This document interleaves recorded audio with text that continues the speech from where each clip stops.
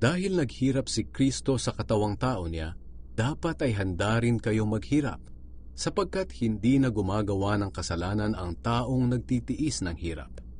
Hindi na siya sumusunod sa masasama niyang ugali, kundi sumusunod na siya sa kalooban ng Diyos.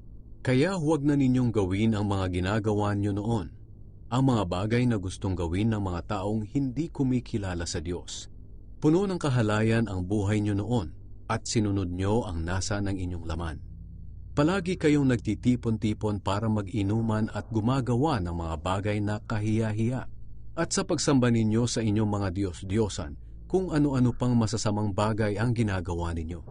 Pero nagtataka ngayon sa inyo ang mga taong hindi kumikilala sa Diyos, kung bakit hindi na kayo nakikisama sa magulo at maluho nilang pamumuhay. Kaya nagsasalita sila ng masama sa inyo. Ngunit mananagot sila sa Diyos sa ginagawa nila, dahil hahatulan ng Diyos ang lahat ng tao, buhay man o patay.